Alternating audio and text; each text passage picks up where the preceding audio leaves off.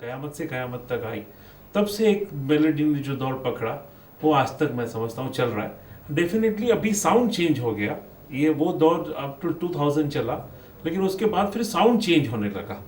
अब आज के जो यूथ को हिप हॉप म्यूजिक चाहिए, रॉक चाहिए, डिस्को चाहिए, I mean you can say that जो आज का करंट है ना वो सब आज आ रहा है, लेकिन मेलोडी के साथ आ रहा है। बीच में बात करें तो जैसे इंडस्ट्री का अगर आप बग्स बोलें या जो इंडस्ट्री का कीड़ा, म्यूज़िक इंडस्ट्री का कीड़ा जिसे बोलते हैं आमतौर पे, एक पायरेसी, सब स्टैंडर्ड म्यूज़िक, डुप्लीकेशन, इस तरह के एक दौर भी चला था। उससे इंडस्ट्री को किस तरह का नुकसान या किस तरह इंडस्ट्री को फ़र्क पड़ा? पायरेसी से बहुत नुकसान हुआ है म्यूज़िक इंडस्ट्री का, फिल्म इंडस्ट्री का। पायरेसी से आप देखिए, पहले जब कैसेट बिकता था तब कैसेट की पायरेसी होती थी, जब सीडी बिकता था सीडी की पायरेसी होती थी, और अब तो पायरेसी ऐसे हो गया कि घर घर में पायरेसी हो गई है कि आप डाउनलोड कर लो सीधा इंटरनेट से। इतने साइट्स अवेलेबल है, वहाँ फ्री में म्यूज़िक है अवेलेबल, वहाँ से लोग डाउनलोड करते हैं। तो पायरेसी का भी फॉर्म बदल गया। जैसे आज हमारा कैसेट बहुत बिकता था पहले, आज कैसेट नहीं बिकता। सीडीज़ का थोड़ा सेल में भी बढ़ा है, लेकिन अगेन एफएम रेडियो आने से या टेक्नोलॉजिकल चेंजेस आने से सीडी कैसेट्स का जो फिजिकल स्टॉक बिकता था वो बहुत कम हो गया आजकल। तो आप वो देखें कि उस पायरेसी ने डेफिनेटली हमेशा हार्म किया इंडस्ट्री को, और आज भी कर रही है। और पायरेसी बहुत मतलब पूरी इंडस्ट्री को, फिल्म इंडस्ट्री तक को भी बहुत हार्म कर रही है।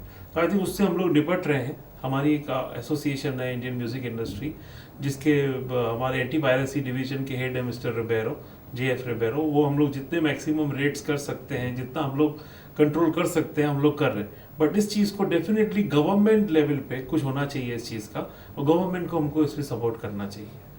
जब बात करें 1990s में, जब ये एक दौर सडनली पायरेसी का जब एकदम इंट्रोड्यूस हुआ था, म्यूज़िक इंडस्ट्री में आया था, तो उससे डील करने के लिए टिप्स एज अ कंपनी किस तरह के आपने स्ट्रैटेजी को अपनाया था? हम लोगों ने एक एसोसिएशन बनाई थी इंडियन म्यूजिक इंडस्ट्री, जो एसोसिएशन पहले से थी लेकिन उसको हमने बहुत एक्टिव किया।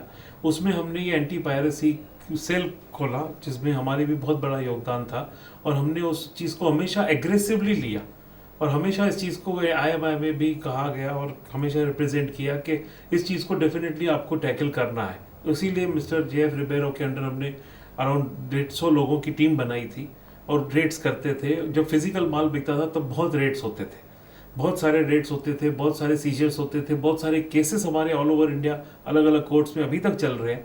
तो वहाँ कितने केसेस में कन्विक्शन भी हुआ है। तो वो डेफिनेटली हम लोग उस फ्रंट पे बहुत एक्टिव भी थे।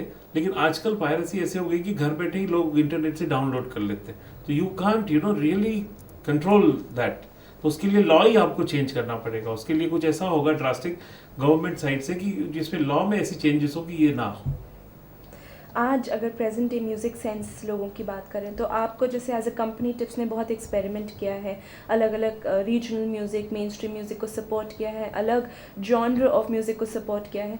तो एज अ कंपनी कैसे आप पता लगाते हैं कि लोगों की म्यूज़िक सेंस इस तरह के म्यूज़िक को एक्सेप्ट करेगी, नहीं करेगी? आई थिंक वो हमेशा आपका इतना जब एक्सपीरियंस होता है, हमारा इस म्यूज़िक इंडस्ट्री में अभी 20-25 साल का एक्सपीरियंस हो गया है, तो एक आपको पता चल जाता है कि म्यूज़िक कहाँ जा रहा है, इस वक्त यूथ क्या मांग रहा है, क्या डिमांड आ रही है, क्या लोगों की लाइकिंग आ रही है। उसमें आपकी रिस्क है डेफिनेटली। हम लोग पहले एक्सपेरिमेंट करते हैं तो वे भी 1-2 एल्बम नहीं भी चलते, लेकिन उसके बाद फिर पकड़ में आ जाता है कि पता लगता है ट्राई एंड एरर है ये।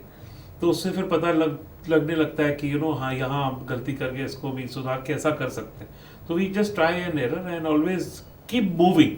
You have to move with the time. जो पब्लिक टेस्ट है, जो उनको चाहिए, वो डेफिनेटली उनको मिलना चाहिए।